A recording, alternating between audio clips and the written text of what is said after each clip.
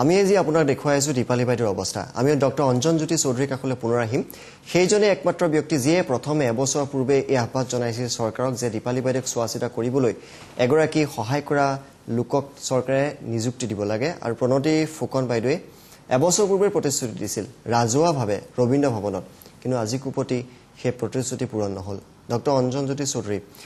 এবছৰ লাগিলে আপুনি হয়তো প্ৰণতি বাইদেউৰ লগত আপোনাৰ সম্বন্ধ নিবিড় সেইভাবে সকলো কথা খোলাকৈ ক'ব নোৱাৰিব পাৰে কিন্তু তথাপিও মই আজিলৈকে কেৱল তেখেতক দুবাৰে পাইছো এবাৰ মুম্বাইত ভূপেন্দাক চোৱাচিতা কৰোঁতে তেতিয়া মই তেখেতক মানে প্ৰথমবাৰ দেখা পাইছো আৰু দ্বিতীয়বাৰ এই ৰবীন্দ্ৰ ভৱনতে মই যি তেখেতক প্ৰথম পাইছো আৰু তেখেতৰ ব্যক্তিত্বত মই কিন্তু সঁচাকৈ অভিভূত হৈছিলো আৰু এতিয়াও মই তেখেতৰ পৰা এই সহাৰি পাম বুলি আশা কৰিয়ে মানে আজি আহিছো ইয়াতে মই জানো এইটো ভূপেন্দাই যেতিয়াই প্ৰথম দীপালী বাইদেউৰ এই অসুখটোৰ কথা শুনিছিল তেতিয়া তেওঁ এখন তেজপুৰৰ সভাত গান গাবলৈ গৈছিল শীতৰে সেমেকা ৰাতি এই গানটো আৰু সেই গানটো গাওঁতে হঠাতে তেওঁ দীপালী বাইদেউৰ কথাটো শুনি অসুখৰ কথা শুনি তেওঁ মানে এই শাৰী তাতেই লিখিছিল শীতৰে সেমেকা ৰাতি শীতৰে সেমেকা ৰাতি কণ্ঠৰুদ্ধ কোনো সুগায়কৰ তেওঁ গায়ক বুলি কৈছিল সেইখিনি গায়িকা বুলি তেওঁ নিজে লিখিছে সেইখিনি কথা কণ্ঠৰুদ্ধ কোনো সুগায়কৰ প্ৰভাত আনিব পৰা অথচ নুগুৱাই এটি মহান গীতৰ বাবে মই যেন এটি সুধা কণ্ঠ হওঁ সুধা কণ্ঠ হওঁ সুধা কণ্ঠ এই গানটো তেখেতে তেতিয়া লিখিছিল দীপালী বাইদেউৰ কথা তেতিয়াই ভাবিছিল গতিকে আমি অসমীয়া জাতিটো তেওঁৰ কাৰণে কিয় মানে আগুৱাই নাহো তেখেতৰ কাৰণে কিবা এটা কৰিবলৈ আমাৰ মন আছে কৰিব লাগে আৰু মই আজি আকৌ আমাৰ প্ৰণতি বাইদেউক মানে এইটো অনুৰোধ কৰিছো এই মঞ্চৰ পৰাই যে তেখেতে এই কামটো কৰি দিলে মানে আমি তেখেতৰ মানে গোটেই চৰকাৰখনৰ প্ৰতি আমি সদায় কৃতজ্ঞ হৈ ৰম আৰু তেখেতে এই সহায়খিনি কৰি দিলে আমাৰ জাতিটোৰ কাৰণে এটা মানে খুব উজ্জীৱিত এটা উদাহৰণ দাঙি ধৰিব তেওঁ আমাৰ শিল্পীসকলে সকাহ পাব সাহস পাব আৰু শিল্পীসকলৰ আজি যি এটা মনত শংকা বোধ হৈছে সেইটো আঁতৰি যাব গতিকে মই ভাবো এই দুই এদিনতে যাতে আমি এই সুখবৰ পাওঁ যে তেখেতক চৰকাৰে সকলোখিনি সা সুবিধা দিছে সেইটোৱে মই কিন্তু বৰ আশাবাদী এই ক্ষেত্ৰত আৰু এখন চৰকাৰৰ বাবে এইটো তেনি সামান্য কাম প্ৰণতি ফুকন বাইদেউ আপোনাৰ বাবে এইটো তেনি সাধাৰণ কাম আপুনি এইটো কৰি দিব পাৰে অন্তত আজি এই অৱস্থা দেখাৰ পিছত অন্তত এই কাম আপুনি কৰি দিয়ক আমি বঙাইগাঁৱলৈ গৈছো এগৰাকী সংগীত শিল্পী আমাৰ সৈতে আছে বিশ্বদাস তেখেতক আমি স্বাগতম জনাইছো আপুনি অনুষ্ঠানটো ইতিমধ্যে চাই আছে আপুনি কি বুলি ক'ব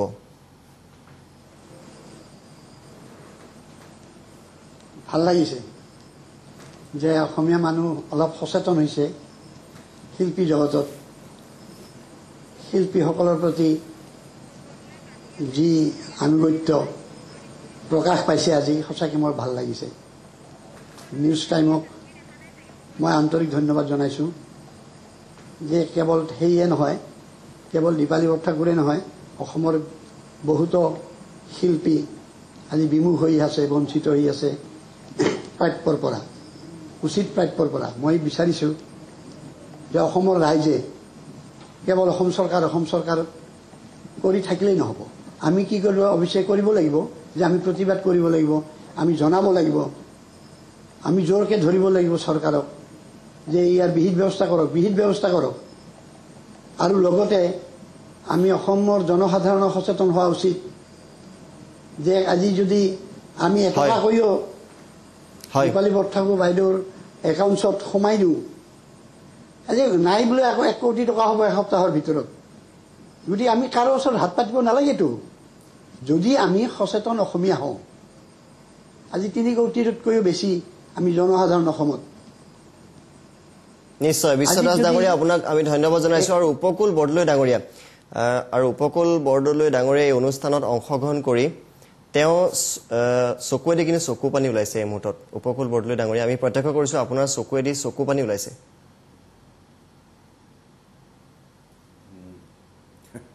হয় মানে মই ৰাতিপুৱা দুপৰীয়া গধূলি ৰাতি এই চাৰিওটা সময়তে মই সেইখন ঘৰলৈ গৈছোঁ আৰু মই উপলব্ধি কৰিছোঁ গতিকে মই আজি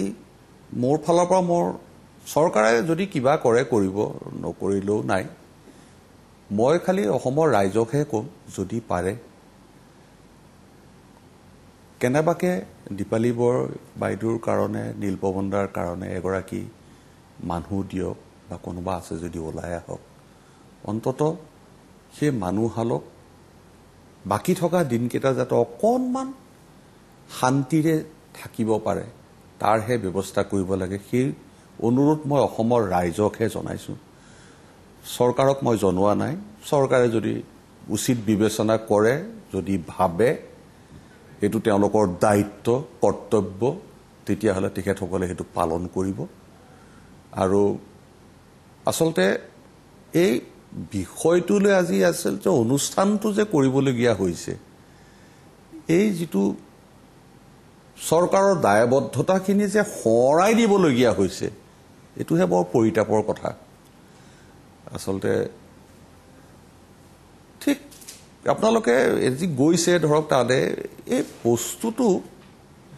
সেই ঘৰখনত আচলতে গ'লেহে আপুনি উপলব্ধি কৰিব যে মই কৈছোঁ নহয় যে যোনদিনাখন মই ৰাতি গৈছিলোঁ যেতিয়া মই এৰি থৈ আহিছিলোঁ মোৰ বুকুখন বিষাই গৈছিল মই আৰু মোৰ পৰিবাৰ আছিল মোক বাটত কৈছে হেৰা এই বৰ ডাঙৰ কথা হে এই মানুহ যোৰা কেনেকৈ থাকিব সেই ৰাতিটো কিবা এটা যদি হয় তেতিয়া কি হ'ব তাৰমানে আপুনি সেই বস্তুটো চিন্তা কৰক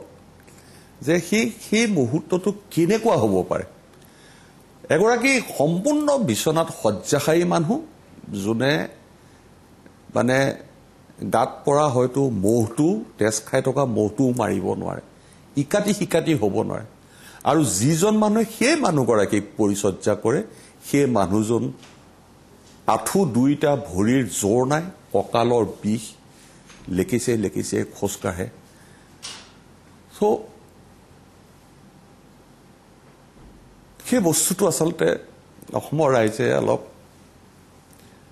চিন্তা কৰা উচিত দকে ভবা উচিত বুলি মই ভাবোঁ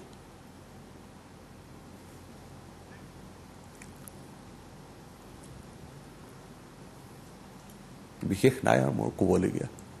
হয় নিশ্চয় উপকূল বৰদলৈ ডাঙৰীয়া আমি এটা সৰু বিৰতি ল'ম বিৰতিৰ পিছতে আমি ঘূৰি আহিম